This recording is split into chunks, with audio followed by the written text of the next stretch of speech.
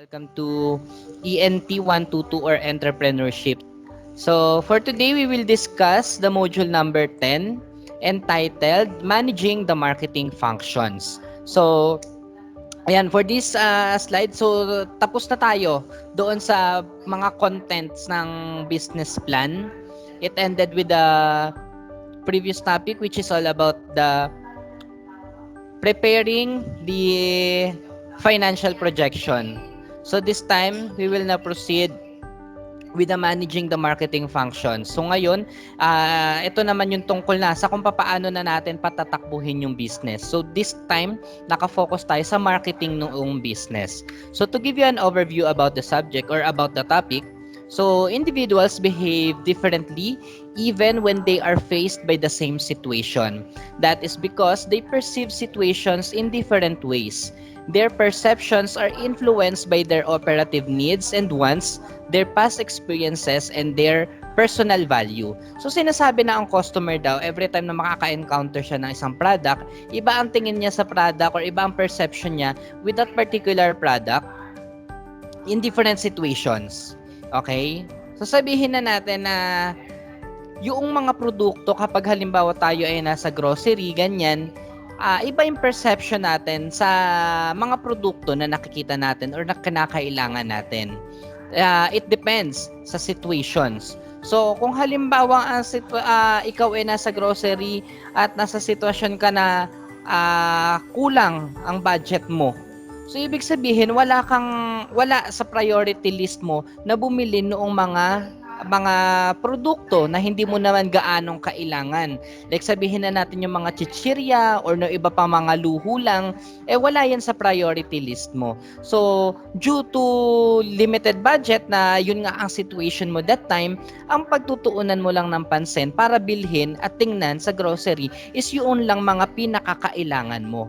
Okay? So, yun nga sinasabi natin na iba ang perception ng customer sa mga produkto based on different situations. Okay?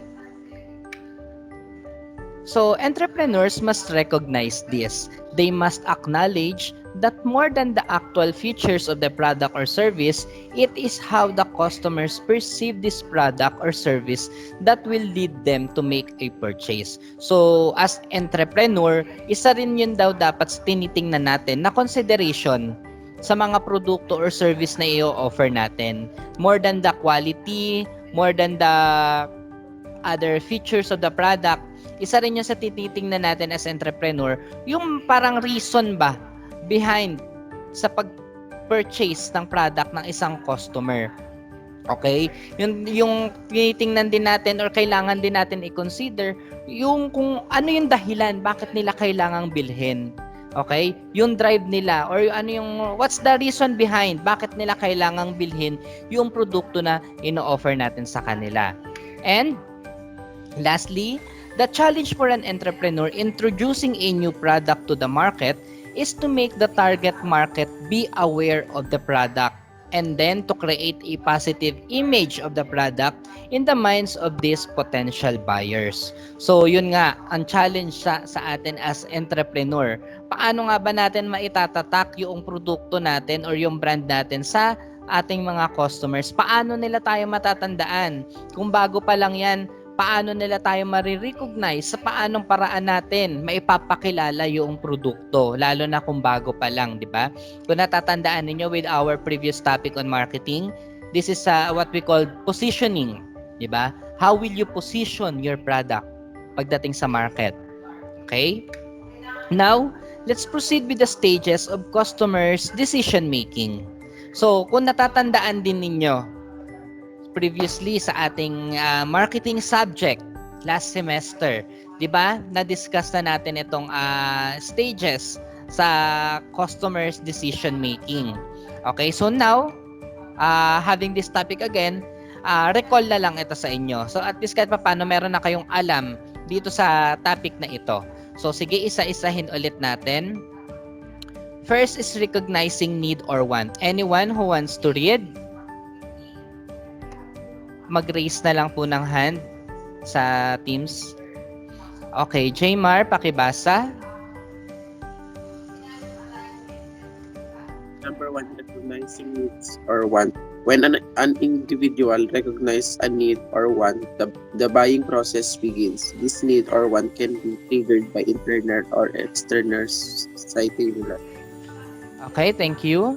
So, for the first stage of customer decision making, yan, pag bibili, ayan, kailangan mo nang ma-recognize kung meron bang pangangailangan kapag bibili ng isang produkto. Okay, sabihin na natin, yun nga, and gaya na in example ko previously, nagugutom ka. So with that, dalawa lang yan. It's either magluluto ka or bibili ka. 'Di ba?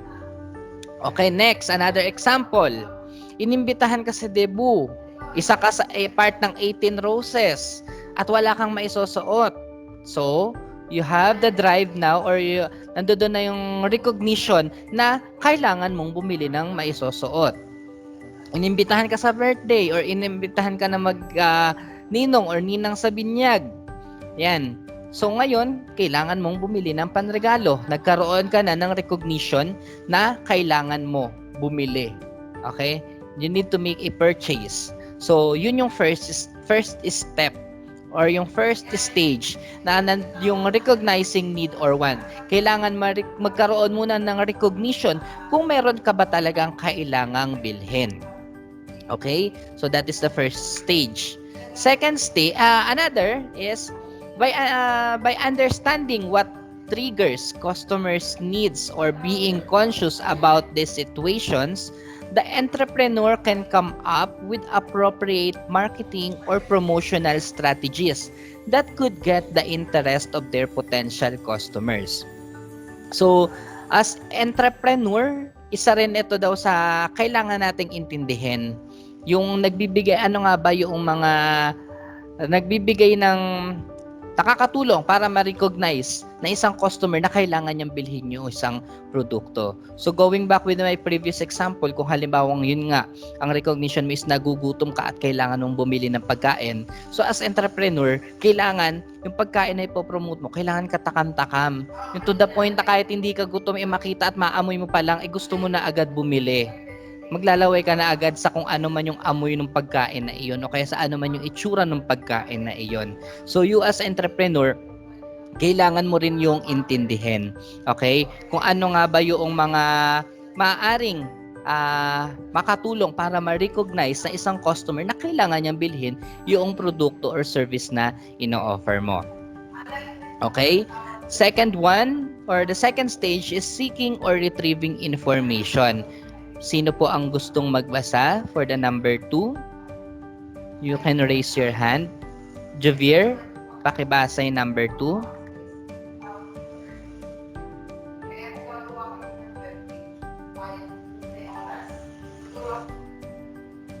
Number 2. Seeking or retrieving information.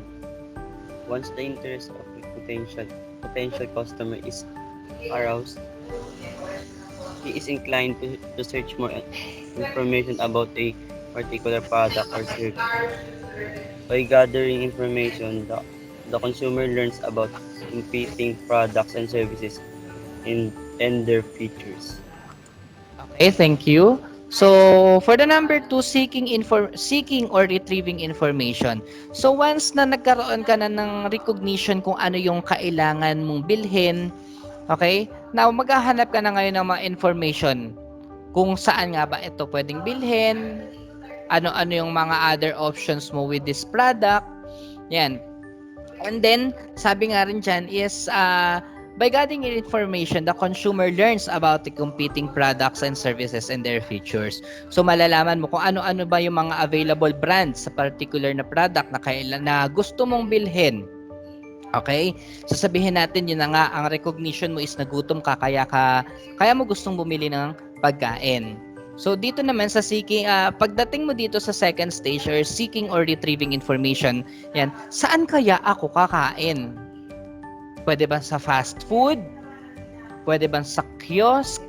Pwede ba sa restaurant? O sa tabi-tabi na lang? O sa karinderya?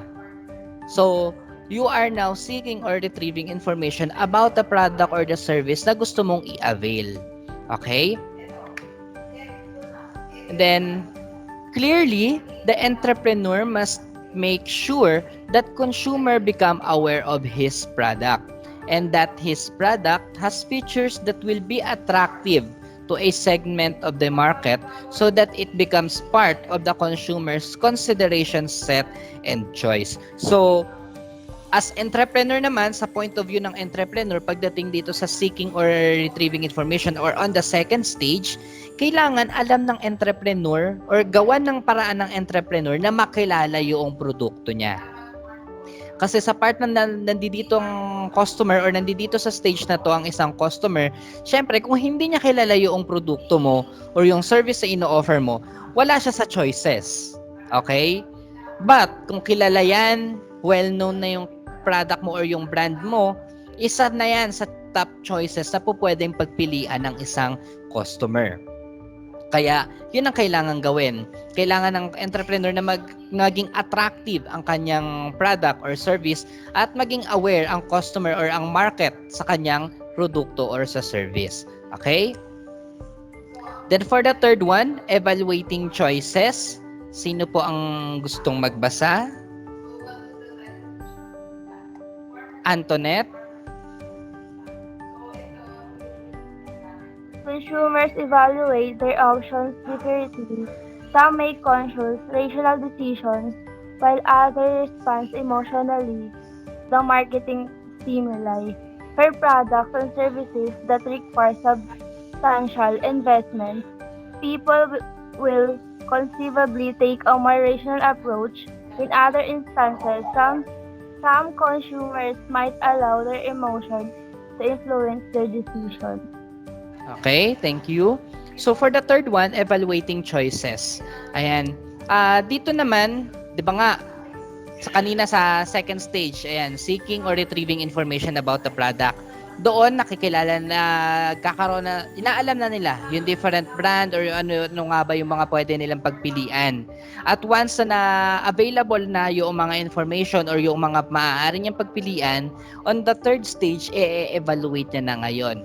So going back with our example, nagutom ka, yun yung naging recognition mo para magkaroon ka ng need or want or ng need para bumili ng isang pagkain. That pagdating mo sa second stage, seeking or retrieving information, tiningnan mo or ang mga pagpipilian mo na alam mo pwedeng kainan na malapit sa'yo is pwedeng fast food, pwedeng kiosk, pwedeng restaurant, pwedeng tuhog-tuhog na lang dyan sa tabi-tabi or yung street food. So, kaya naman, karinderya. Okay? Dito naman sa evaluating choices, evaluate niya na ngayon yung mga choices na meron siya. Kapag restaurant, masyadong mahal. Kapag fast food, okay lang, sakto lang. And then kapag ano yung isang option ko? Sa tabi-tabi lang or street foods, pwede rin naman, pero hindi ka comfortable na kumain. Kaya ganun din, kapag kiosk, pwede naman din, pero yun nga lang din, hindi ka nga lang din komportable makakakain. And then yung last one is yung karinderya. Pwede rin naman, maaaring komportable ka, maaaring hindi. Tapos, pwede rin na mura na, madumi na, masarap pa. Ayan. So, pwede. Alin doon sa mga napagpilian mo, ini-evaluate mo ngayon, nagkakaroon ka ng evaluation or yung pagtitimbang mo doon sa mga choices mo kung ano nga ba ang kailangan mong piliin. Okay? So, after that, after mo makapag-evaluate, you will now come up with the fourth stage which is making a purchase. Sino po ang gustong magbasa for the number 4 or yung stage 4? Lian. Making a purchase. In the evaluation stage, a consumer becomes clearer about his preference from among the items in his choice set. He proceeds to decide not only about what brand to buy, but also about where to buy it, supermarket, when to buy it, weekend, how many items to buy, a dozen, and how many pay for it, cash. Okay, thank you. So, Since na dun kanina sa third stage nagkaroon ka na ng evaluation at nakita mo na, natimbang mo na yung mga choices mo, you will now proceed with the fourth stage, which is to make a purchase. Sa pagdesisyonan mo na kung ano na yung bibilhin mo. Okay? So sabi dito, yung sa second sentence, he then proceeds to decide not only about what brand to buy. Okay? And then, but, hindi lang sa kung ano yung particular na bibilhin mo, but also, sabi dyan, where to buy. So, saan? Napag-desisyonan mo na kung saan yon, kung saan ka bibili. So, balikan natin example natin kanina. Sabihin natin, fast food ang napag-desisyonan mo. At sabihin natin na, in terms of brand, sabihin natin yan, Jollibee ang napili mo na gusto mong kainan. And then where to buy? Syempre, gutom ka na. Syempre, ngayon na agad, ora mismo, bibili ka na. And then, when to buy it? Ngayon din. Okay? Where to buy it, I mean, sa where to buy it is yung nearest na Jollibee na madadaanan mo or pinakamalapit sa iyo. And then when to buy it, ngayon din kasi nga gutom ka na, 'di ba? And then how many items to buy? Syempre nga gutom na gutom ka na, yan. Pwedeng super meal bibilhin mo, pwede rin namang family pan yung bibilhin mo, kaya dalawang super meal kasi nga gutom na gutom ka na, 'di ba? Okay. And how to pay it? Pwede kang Happy Plus o kaya naman or cash ang mode of payment mo. So once na after the evaluation, you will now come with the fourth stage, which is to make a purchase. So nandoon na ngayon, kapag nandoon ka na nakapag-decide ka na, hindi nga lang daw yung brand, but also kung kailan, saan, ilan, and then yung mode of payment kung sa paano paraan. So yun yung mga napagdidesisyonan mo rin. Okay? Aside sa pagpili mo na kung ano yung bibilhin mo. And lastly, aside from that pala, before mag-proceed with the fifth stage, yan, sabi rin dito, frequently purchased product like soap, coffee, sugar, soft drinks might involve fewer decisions. In fact, in some cases, consumer might even dispense with evaluating each brand. So, ibig sabihin, kapag ang isang produkto daw madalas mo nang binibili, hindi na sa'yo matagal, hindi mo na pinagpipilian pa ng matagal. Okay? Automatic may decision ka na pagdating sa ganong produkto na bibilhin mo. Okay? So, example, ayan, sabihin natin na soft drinks. Automatic, kapag frequently or madalas mo nang binibili yan, automatic, alam mo na kung ano. Okay? Like for example, pag order ako sa Jollibee, pag tinanong sa drinks, automatic, Coke Zero. Okay? So, kasi yun ay madalas na, yun ay nakasanayan mo na. Okay? And then, as another example, ano pa bang brand? Sabihin natin, bibili kayo ng ng Pansit Canton. O pag bumili kayo ng Pansit Canton, anong brand ang kadalasan yung binibili? O ako, kapag Pansit Canton, madalas bibilin ko na, automatic na yan. Pag sa grocery ako, automatic diretso ko dun sa Lucky Me. Lucky Me na agad yung kukunin ko. Okay? So, yun yung ibig sabihin nun. Kapag madalas mo na binibili ang isang produkto, hindi ka na matatagalan sa pagdedesisyon, sa pagpili. Okay? Madalas ka lang naman natatagalan dyan kapag hindi mo naman madalas binibili yung produkto na yon, matatagalan ka magdesisyon. Syempre nga, kasi titimbangin mo pa yung mga options or yung mga available na brands na po pwede mong bilhin. Okay? Now, after that, the customer will now proceed with the last and final stage in the consumer buying decision, which is assessing the product or service experience. Sino po ang gustong magbasa for the fifth one? J. Fredo? After making the purchase, the consumer assesses his experience in using what he bought. If the performance of the product falls short of his expectation, he is disappointed. If it meets his expectation, he is satisfied. If it exceeds his expectations, he will be delighted. Okay, thank you. So, ayan, assessing the product or service experience. So, once na nabili mo na, tapos na yung pag-purchase mo ng product, you will now assess. Ano, how's your experience ba sa pagbili noong produkto na iyon? Okay? So, okay ba yung product? Maganda ba yung quality? Maganda ba yung experience? Kung halimbawa ang service yung in-avail mo? Diba? So, kung product yan, ayan, kapag hindi na-meet ang expectation mo, syempre disappointed ka, di ba? Pag na-meet naman yung expectation mo, of course, you are satisfied. And if it exceeds, you will be, syempre, galak na galak ka sa tuwa. Okay? Para, kumbaga sulit na sulit yung binili mong produkto. Then, the customer's decision to buy the product again or to recommend it to other people will depend on whether his experience is positive or not.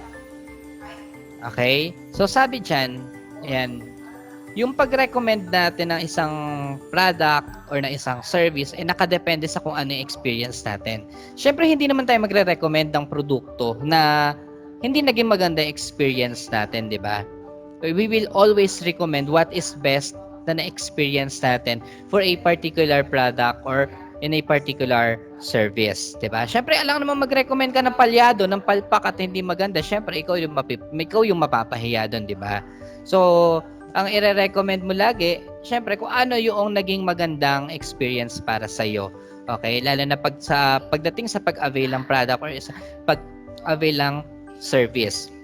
So, sabihin na lang natin, karamihan sa inyo, ito, another example for this. Karamihan sa inyo, pagdating sa Pansit Canton, ang binibiling brand is Lucky Me. Tama? So ngayon, sabi ko nga, di ba kanina, kapag dating sa Pansit Canton, na lagi ko talagang binibili sa grocery is Lucky Me. Ayan. But previously, ayan, aside from Lucky Me, may isa pa akong brand na binibili, which is yung Payless. So, pwede ko siyang i-recommend sa inyo. Bakit? Kasi syempre, pag bumili ka ng Payless, ayan, binibenta ko si Payless sa inyo, So, pag bumili ka ng Payless, ayan, extra big siya kumpara kay Lucky Me. Okay? To the point na kapag niluto mo yung isang Payless na Pansit Canton, para ka na rin naghapunan sa dami nung laman ng isang Payless. Okay? So, I recommend that brand kasi nga, sulit. Okay? Yung to the point na kahit hindi mo haluan ng kanin, mabubusog ka. Unlike kay Lucky Me, parang yung isang kaino pa lang ng Pansit Canton, bitin. Di ba? So, kaya ko siya pwedeng i-recommend kasi nga, sulit na sulit talaga. Okay? So, ganun din with other brand or with other products or services. Once na maganda yung experience ninyo, okay, parang kumbaga sa tingin ninyo worth it, is i-recommend ninyo yan with other. Okay? Now, we will proceed with cultivating customer relationship. So, entrepreneurs must not only aim to sell their product once, but also to get repeat sales from satisfied or delighted customers. Thus, it is essential for companies to cultivate with customers. So, in short, with this, hindi lang naman sales ang kailangan natin na hindi lang sales hindi lang natin goal dito na maibenta yung produkto na meron tayo or yung service na ino-offer natin, but also we want to get a repeat sales from satisfied customers. So para umulit ang isang customer na bilhin ng iyong product or service, syempre kailangan mong mag-build ng relationship with them, not only in terms with the quality, but you have to build relationship with them. Okay? Hindi hindi romantic relationship, but customer relationship ang kailangan nating i-build sa kanila. Okay? So meron tayong iba't ibang paraan paano natin mabibuild yung relationship natin with our customer. So, first we have the customer equity. So, sino po ang gustong magbasa nitong customer equity? O pwede pong mag-raise ng hand. Anyone? Okay, Antoinette? This This refers to the total lifetime value or estimated lifetime revenues less expenses a company can generate from all its customers. A business must aim to produce high customer equity. In practical terms, a company wants a steady, if not increasing, pool of loyal customers so that it will be able to generate continuing revenues from them. Okay, thank you. So, dito naman sa customer equity, yan, sabi nga, it refers to the total lifetime value. Kung natatandaan ninyo previously on our marketing subject, we have discussed customer lifetime value or yung CLV. Na kung saan, ito raw yung pag-compute natin sa kung ano nga ba or kung magkano yung po pwede natin kitain in a particular customer. Okay? So, yun yung tinatawag natin na customer lifetime value. So, dito naman sa customer equity, yan, sabi, a business must aim to produce high customer equity. So, in practical terms, a company wants a steady, if not increasing, pool of loyal customer. So, kung hindi man daw dumadami ang tawag dito, ang hindi man lang daw tumataas, at least meron daw tayong pool of loyal customers. So, paano nga ba iyon? Mamaya madidiscuss natin iyon. Okay? So, we have three types of customer equity. So, isa-isahin natin iyon. First is the value equity. Pakibasa po.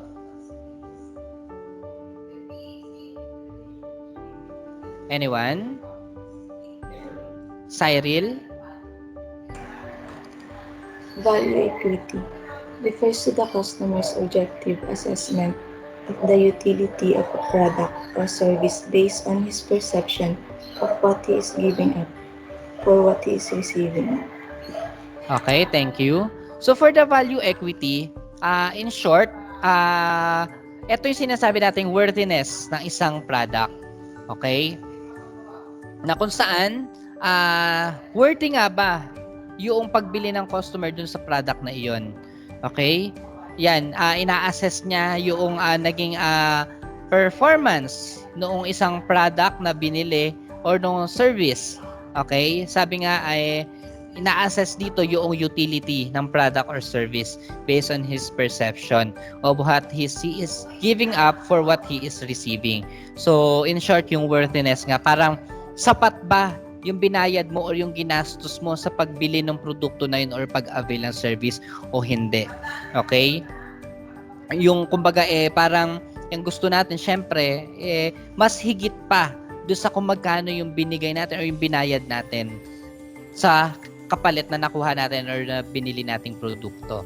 Okay? Sabihin natin bumili ka ng halimbawa ng isang bombilya sa halagang sabihin natin 100.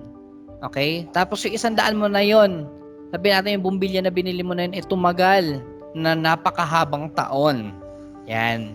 So yun yung tinatawag natin na value equity. Okay? Yung worthiness na isang product or na isang service na binili natin. Okay? Aside from that, to improve this, the business must find ways to address issues related to the price, quality, and convenience. So para nga daw ma-meet ng isang entrepreneur or ng business, itong tinatawag natin na value equity, kailangan ngang ma-address yung mga issues doon sa particular product. Okay? So sabihin natin na ang feedback ng mga customers dun sa produktong ino-offer mo sabihin natin hindi maganda, masyadong mahal, hindi worth it. So kailangan ma-address 'yon para tumaas yung value equity. Okay? Next one is the brand equity. Sino po ang gustong magbasa? Anyone? Brand equity. Antoinette. Refers to the customer's subjective and tangible assessment of the brand above and beyond its objectively perceived value. Okay, so for the brand equity yan, sabi nga dito refers to the customer's subjective and tangible assessment of the brand. Bukod pa doon sa tawag dito sa mismong value nung isang product na iyon. So dito sa brand equity, kumbaga nandito yung tinatawag natin na loyalty ng isang customer sa particular brand. Okay? Kaya minsan bumibili ang isang customer ng isang particular product dahil sa brand. Okay? Maraming dahilan kung bakit loyal na siya in a particular brand. Okay? Meron dyan bumibili ng isang particular brand dahil sa endorser ng particular brand na iyon. Meron namang bumibili ng isang particular product na iyon ang brand dahil nga mas trusted niya na yung brand na iyon. So, ibig sabihin, tiwala na yung isang customer sa particular brand na iyon. Okay? So, yun yung tinatawag natin na brand equity. Okay? Parang nandoon na na-build na yung awareness nung customer sa brand na yun, na-build na yung trust niya in that particular brand. Kaya, yun na talaga yung binibili niya. Kumbaga, pagdating sa ganung product, ganung brand ang bibilihin niya. Okay? Example, pagdating sa clothing line, kunwari, pagdating sa clothing line na gusto mong, pagdating sa damit or sa pants, yan, ang pagdating dyan, ang brand na gusto mo lagi isabihin nating bench. Okay?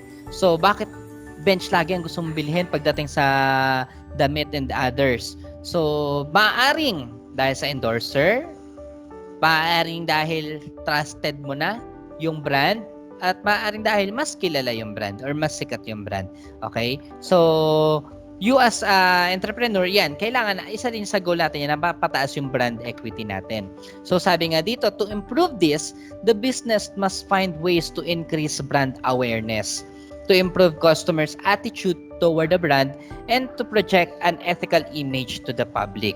So, yun na nga, as entrepreneur, kailangan nating mapataas itong brand equity by increasing the brand awareness. So, lalo na kung bago pa lang yung business mo, okay? So, kailangan mag-create ka or maging aware. Mag-create ka ng ways kung paano magiging aware yung customers mo all about your brand. Okay? Now, let's proceed with the third type of equity, which is the relationship equity. Anyone who wants to read? Javier? Relationship equity refers to the customer's tendency to stick with the brand above and beyond his objective and subjective assessment of the same. Okay, thank you. So for the third one, ayan, refers to the customer's tendency to stick with the brand. So nandito yung tinatawag natin na brand loyalty. Okay? Yun. Yung relationship ng customer sa particular brand or sa particular product is nabuo na yung loyalty niya.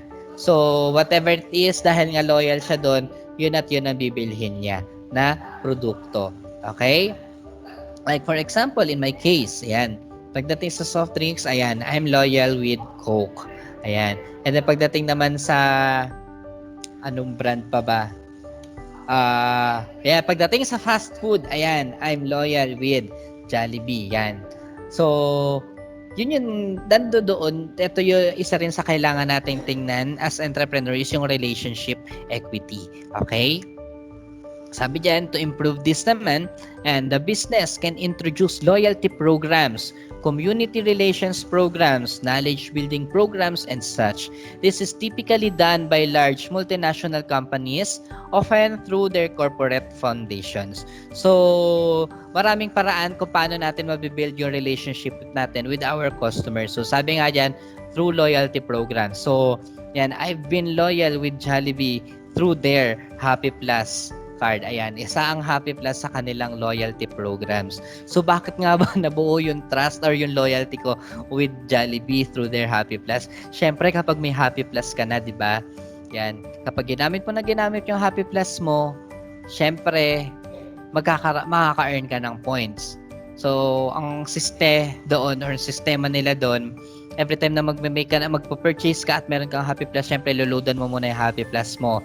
Pag naloadan mo na yung Happy Plus mo, yun yung ipang payment mo dun sa purchase mo. And every purchase for if I'm not mistaken, for every 50 pesos worth purchase mo, ang ma-earn mo na points is 1 point. Okay? So, every 50 pesos, equivalent to 1 point.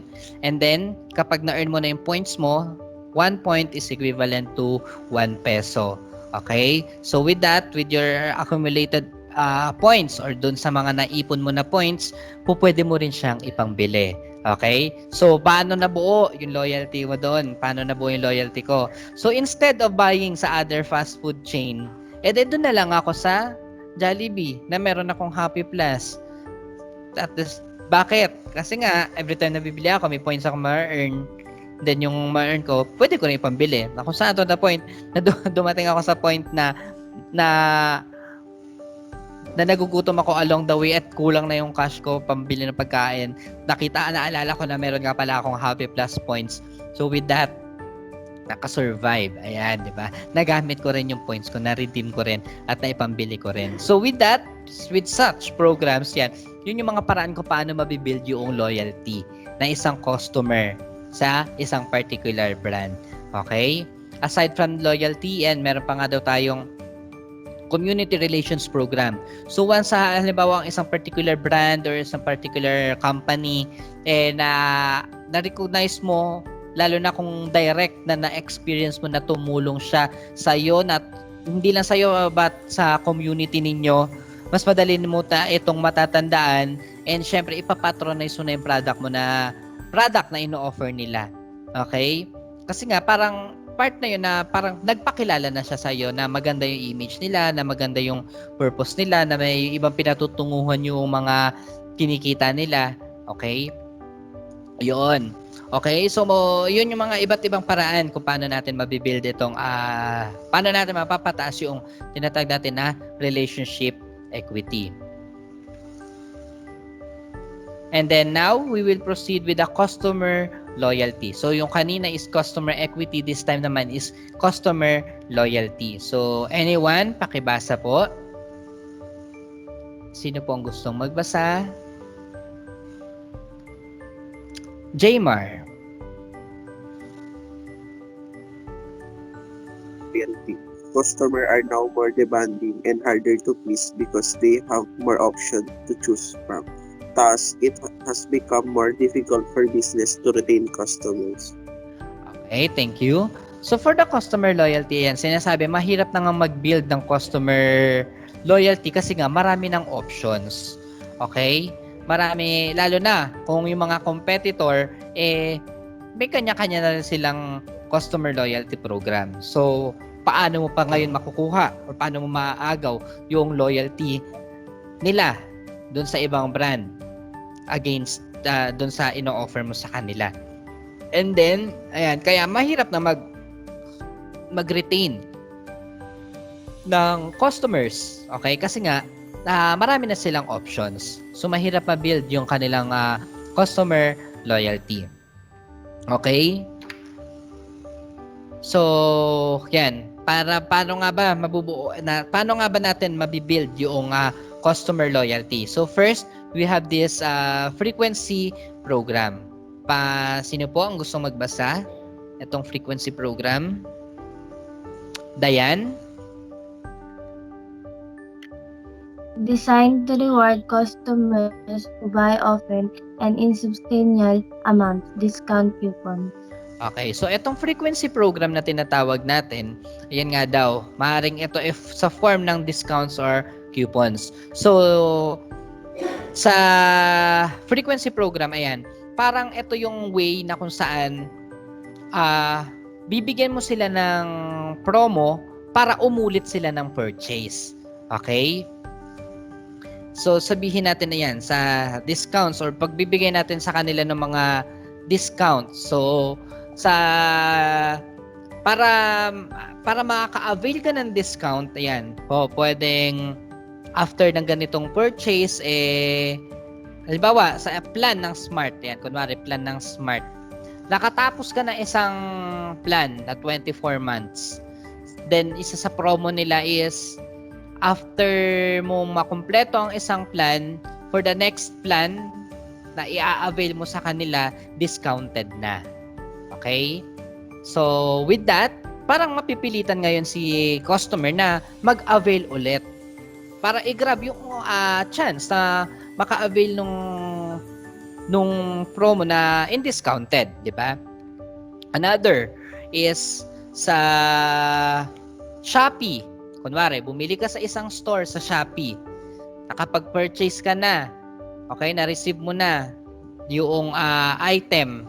So, ngayon, si seller or yung store, nag-message siya sa iyo. So, sabi niya, thank you for purchasing your product doon sa store nila, ganyan-ganyan. And sa thank you is, bibigyan ka daw nila ng ganitong discount coupon. Okay? So, with that, syempre, gusto mong i-avail ulit yon, di ba? Kasi nga, sayang naman, di ba? So, with that, parang magkakaroon ka ng another reason para mag-avail ulit sa store nila. Okay?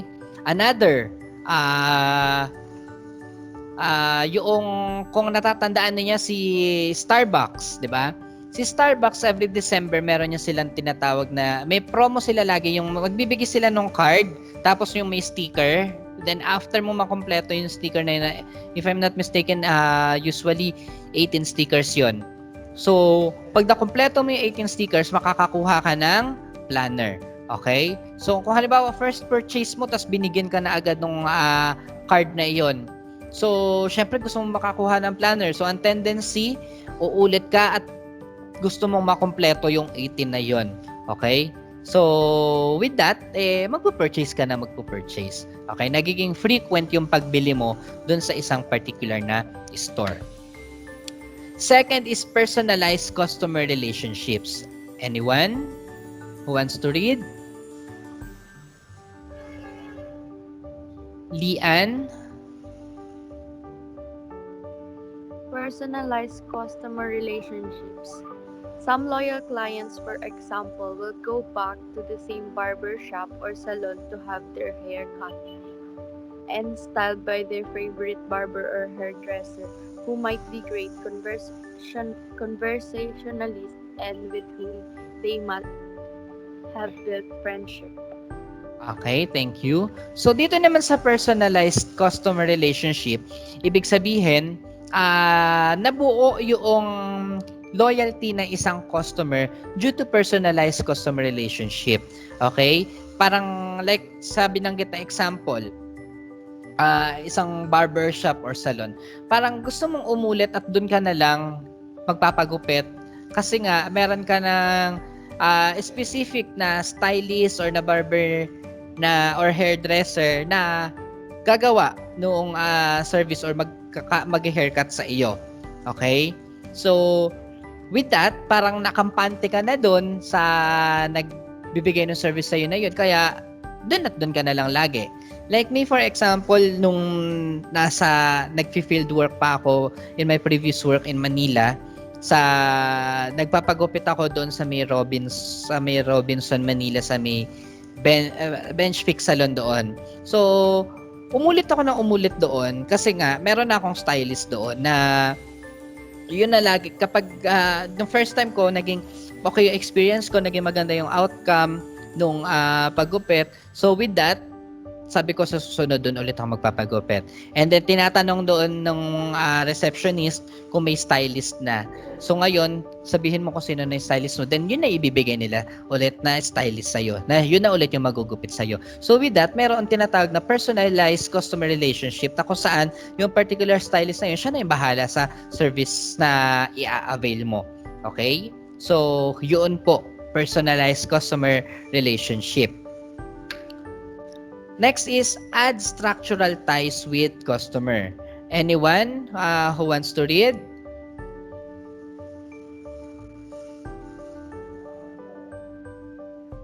Anyone? Jmar. Add is with customer. For example, a multi-year newspaper or magazine subscription that offered at a large discount, or telecommunication companies that give free mobile phones to their client who must stick to their postpaid service for at least a year or two. Okay, thank you. So, again, balik tayo doon sa mobile yan, mga postpaid, mga plans. Ayan. Add structural ties with the customer. So, ito naman, yung may mga nakukuha or mga binibigay na free or another benefit para mag-extend sila ng kanilang subscription with a particular uh, brand. Okay? So, sabi nga dito sa example is, yan, mobile postpaid. So, halimbawa, katapos ka na ng plan sa, sabi natin sa Smart, yan. Nakataas ka na ng 24 months. So, after that, may free na cellphone na ibibigay. Okay? Kapag nag-subscribe ka ulit for another plan. Okay? Pwedeng free na, bibigyan nila sa free na yung phone or yung device.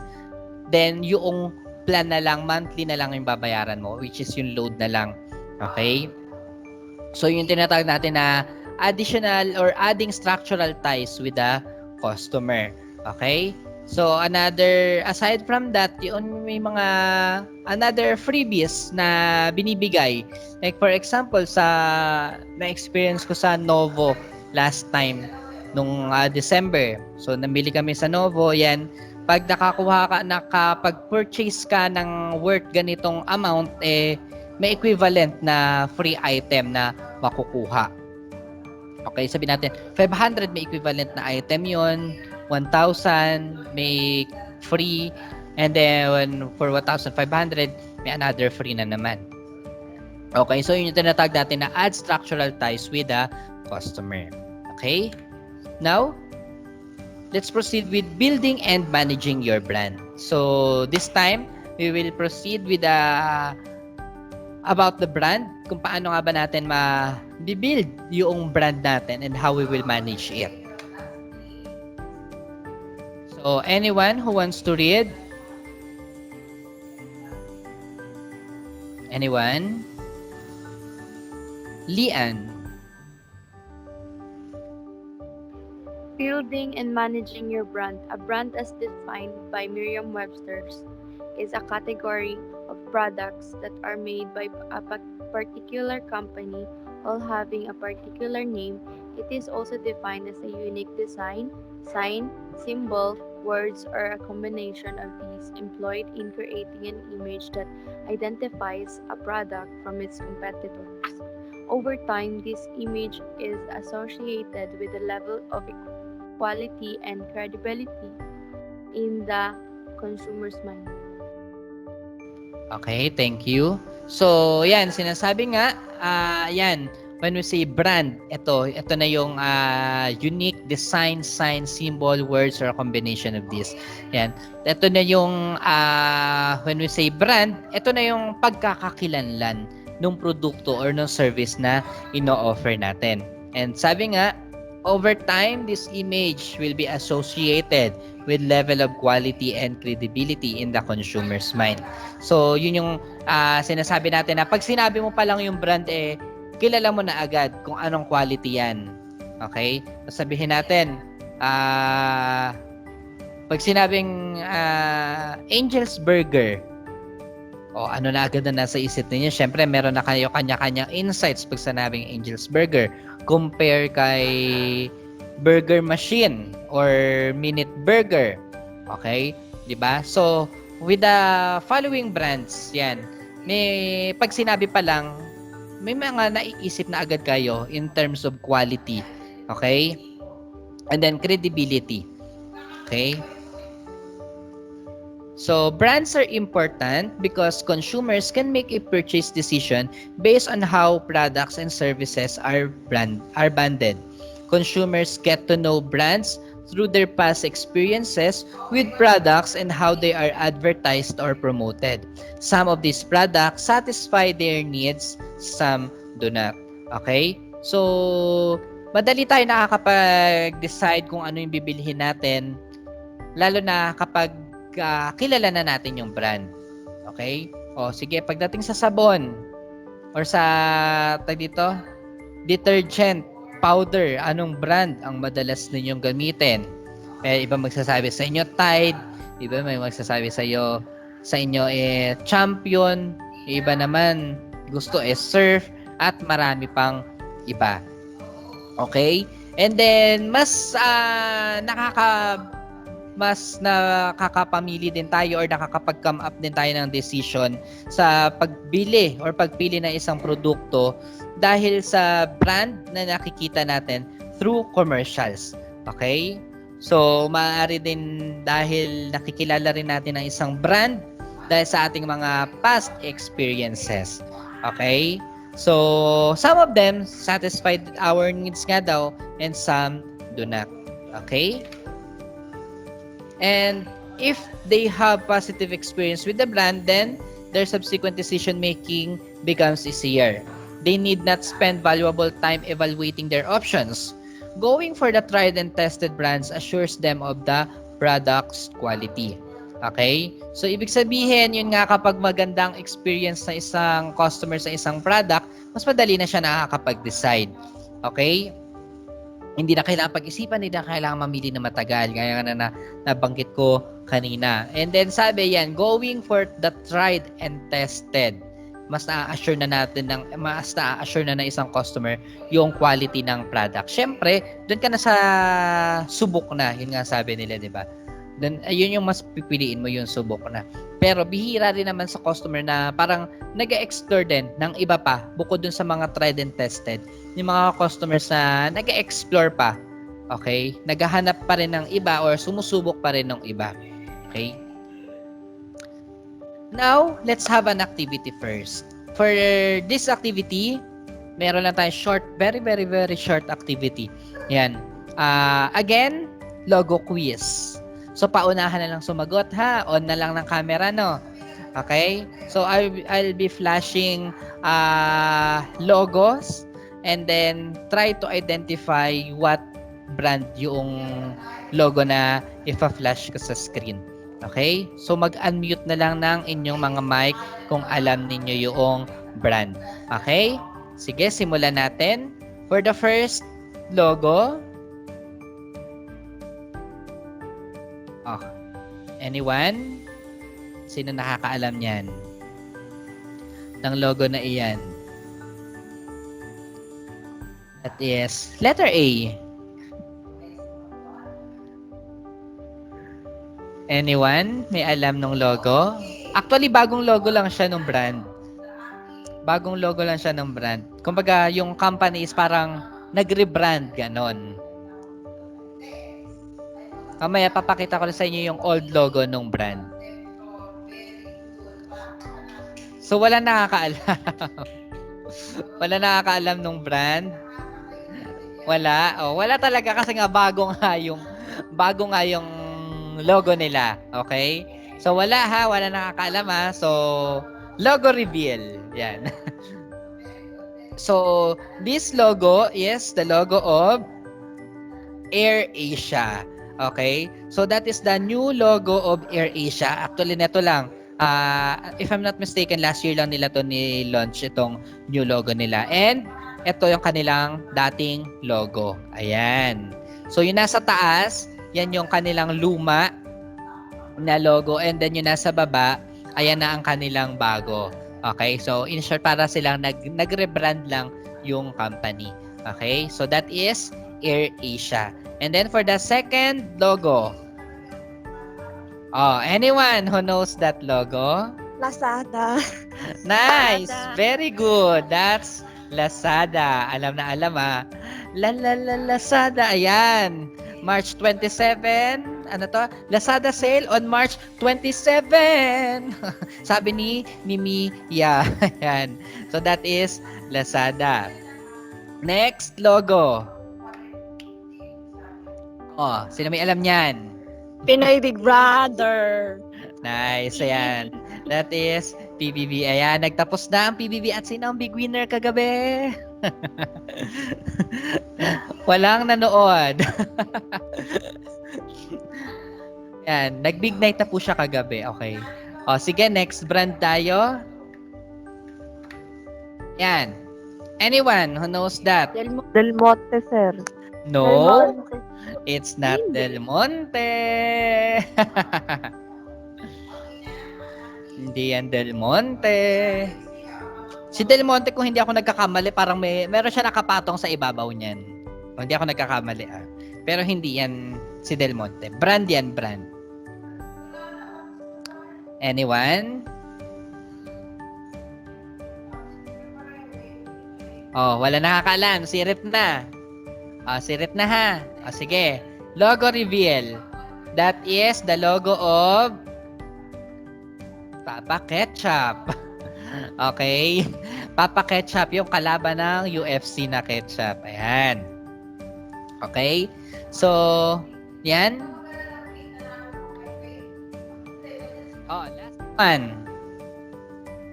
Kumo. Nice! Alam! May mga kumo kayo. Follow nyo naman ka ako dyan. Joke lang. That is kumo. Ayan. Okay? Kala ko wala makakala ng kumo. Anyway, ayan. Siguro nakikita niyo siya sa Facebook na may ads siya. Ayan. So that is Sir, pag maglaro. kumo. Yon. Okay. Now, we will proceed with this topic, choosing brand elements. So, brand elements are those things that make a brand distinct. This includes brand names, logos, symbols, mascots, jingles, and slogans. So, sa pagpili natin ng brand elements, ayan nga, ito yung way na kung saan mas nagiging unique at mas nakikilala yung isang produkto or yung isang brand. It's either through their brand name or logo. Yun nga sa kanina, di ba? Through their logo, mas madali natin sila nakikilala or mas madali nating natatandaan. And then, through their symbols, mascot. Ayan, mas nakikilala rin natin yung isang, makita mo lang yung isang mascot yan, naaalam mo na agad sino yan. Kapag yung may malaking puwetan na may pakpak, sino yon? Sino yon? Yung may malaking puwetan na mascot na may malaking na may pakpak. Yan, si Jollibee. Sino naman yung mascot na matangkad, na mukhang clown, tapos may nasa stripe yung suot niya na yellow and red yata. McDonald's. Yan, McDo, di ba? So with their mascots, mas madali rin natin silang natatandaan. And also through their slogan. Yan. 'Di ba? Previously sa ating subject before, 'di ba? May ginawa tayo yung nagbigay ako sa inyo ng mga taglines. And then in-identify ninyo kung anong brand 'yon, 'di ba? Mas madali rin ninyo natatandaan. And also through their jingles. Yan, 'di ba?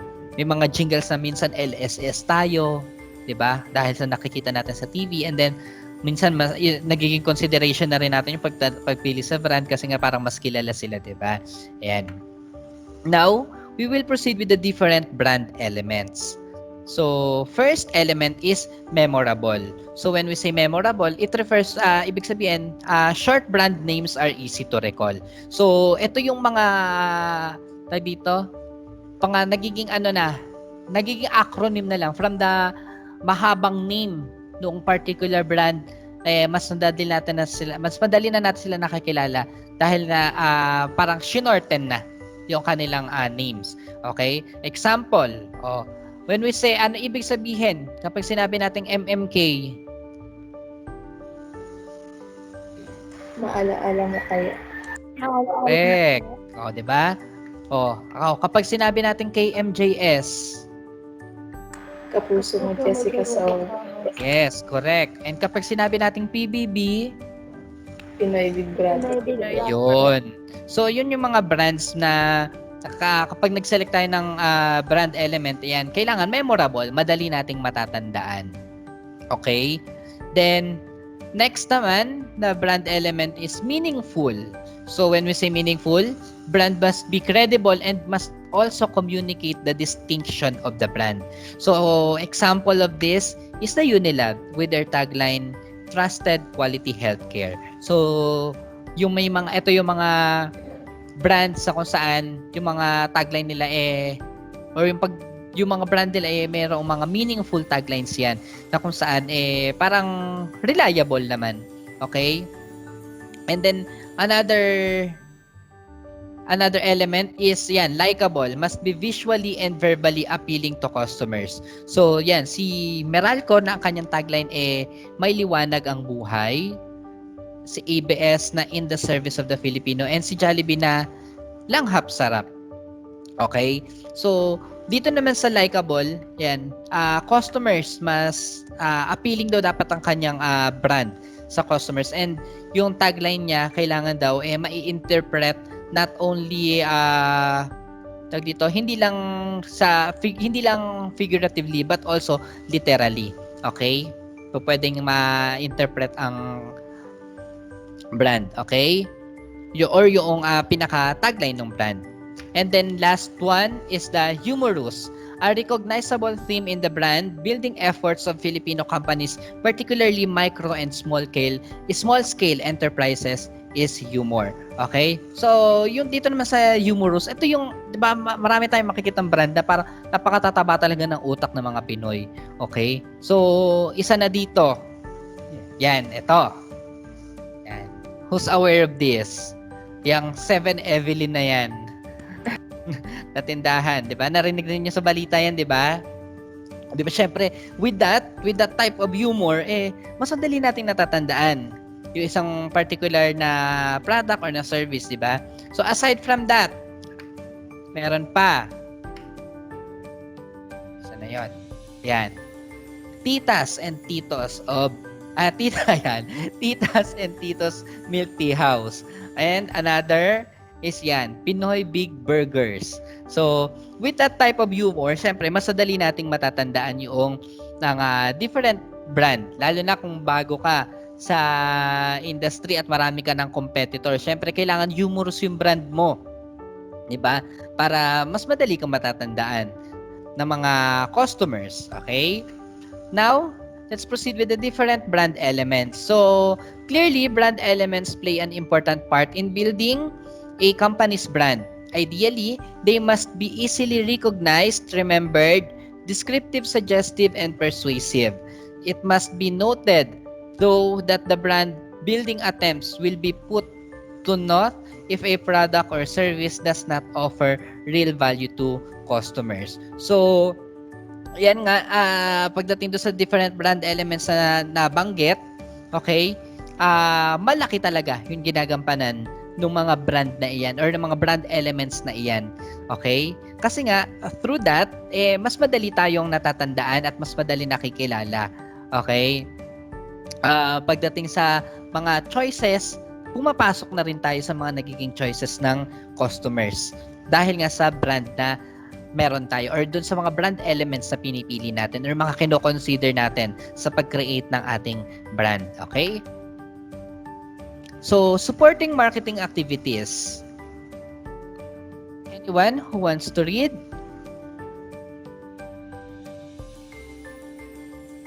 Anyone? Antoinette. Customers gain knowledge or learn more about a brand through various contact or touch points.